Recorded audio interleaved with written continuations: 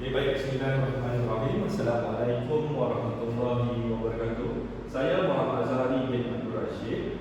Nombor pelajar saya 86070338605101. Jadi hari ini saya akan menerangkan tugasan amali saya di bawah penyakit pekerjaan.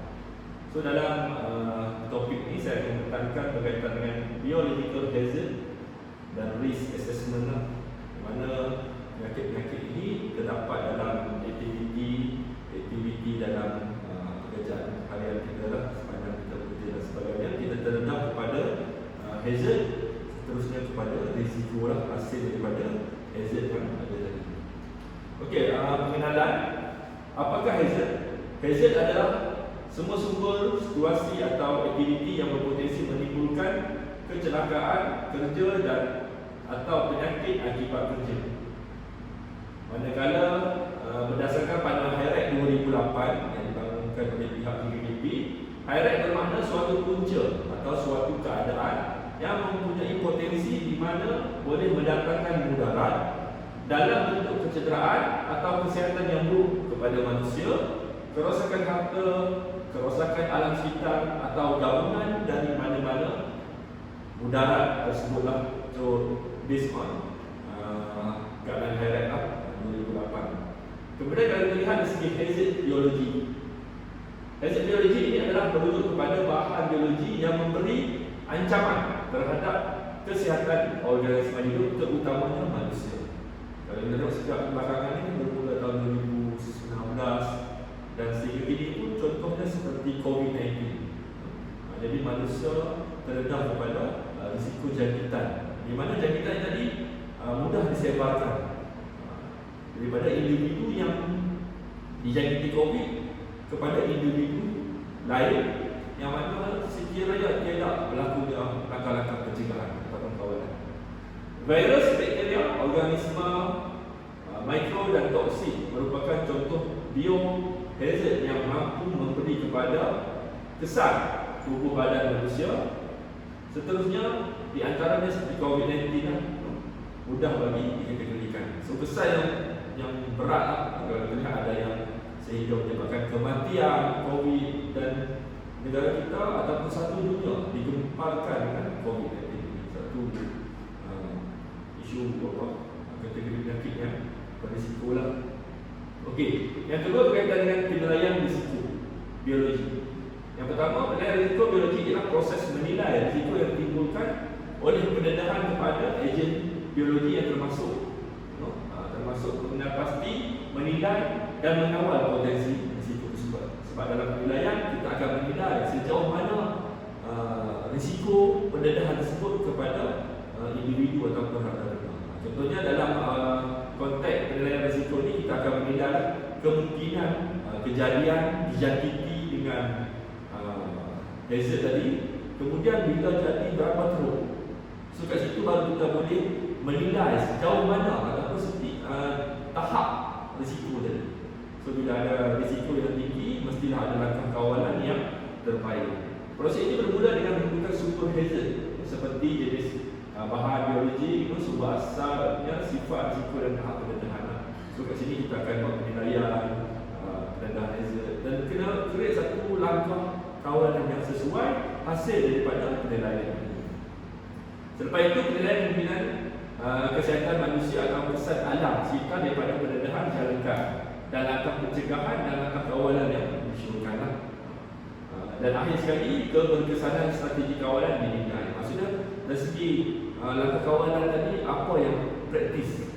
Kalau ikut dia ada hierarchy of control lah, ataupun hierarchy langkah kawalan-kawalan berkaitan dengan pendedahan hazard. Okey, proses penilaian risiko hazard. Satu, kita kena pasti dulu bahaya itu ataupun lakukan penilaian awal. So daripada mana sumber, apa ciri-ciri risiko atau bahaya yang ada hazard tadi, termasuklah upaya untuk menjangkiti. Bila dia menjangkit ni, adakah mudah menjangkiti dan apakah langkah kawalan yang bersesuaian. Yang kedua, kita pasti prosedur amal. So bila kita menilai juga, selain daripada jangkiti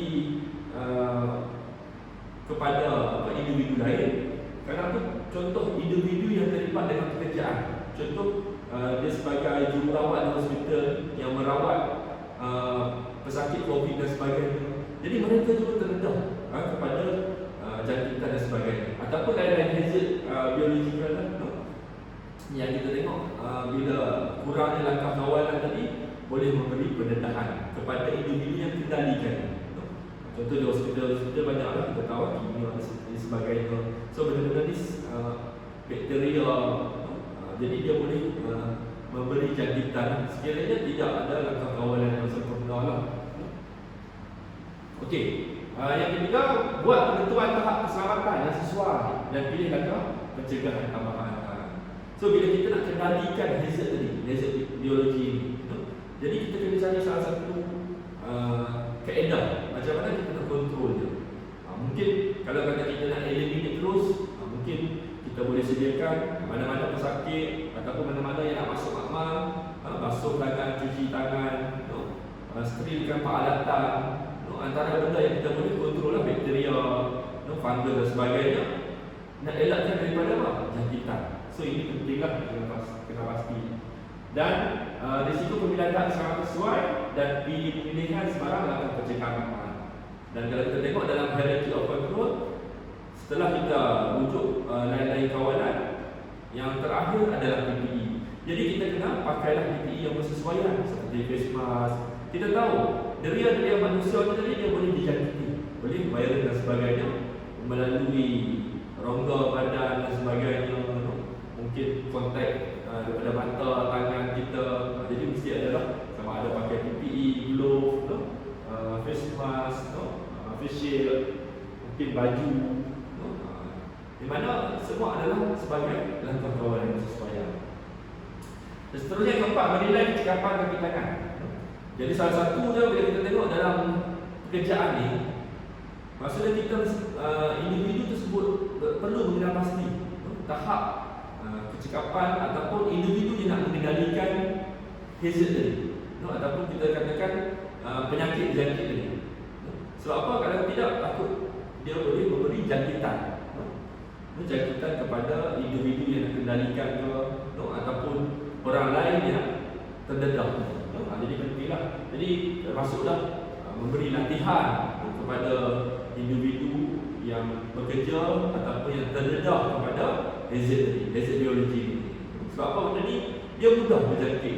Sekiranya tidak ada langkah kawalan, pelaksanaan satu environment yang selamat, contohnya di kawasan yang selalu digunakan, contohnya dalam satu bangunan di bahagian lift, mungkin sediakan sanitizer, ataupun sediakan ruang untuk basuh tangan, ataupun ventilation untuk udaraan yang baik, juga boleh mengurangkan risiko berjangkitan tadi.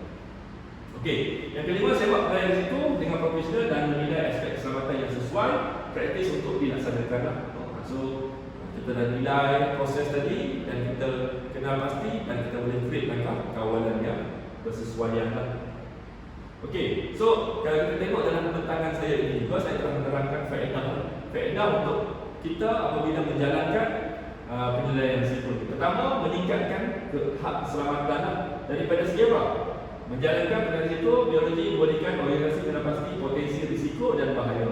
Jadi bila kita membuat penilaian risiko tadi, kita dapat meningkatkan lagi keselamatan pekerja. Risiko nak berjangkit pun kita dapat kurangkan, ataupun risiko nak memberi pendedahan penyakit kepada pekerja pun dapat dikurangkan. Yang keduanya, meningkatkan kemampuan dari segi perundangan dan sebagainya, dari segi kaedah hierarki dan sebagainya. Kemudian meningkatkan kecekapan operasi. So dalam operasi mengendalikan sesuatu risiko ataupun hazard tadi, pendedahan telah diberikan dan sebagainya. Okey, dan seterusnya mengenai tahap keperluan undang-undang. Sebab sedia maklum, majikan dia kena pastikan premis, ataupun pekerja-pekerja dia di bawah tanggungjawab majikan tadi, perundangan yang termaktub lah, seperti pelaksanaan hierarki di tempat kerja, mana-mana risiko perlu dah dilaksanakan hierarki, mengenal pasti tahap pendedahan risiko tersebut, dan seterusnya meningkatkan komunikasi risiko. Ini dengan kata lain, risiko tinggi boleh membantu organisasi berkomunikasi dengan lebih besar dengan dengan pihak berkepentingan, sama ada dengan klien atau pelanggan dan sebagainya. Okey, jadi yang itu dulu pembincangan saya. Sekian dulu, terima kasih.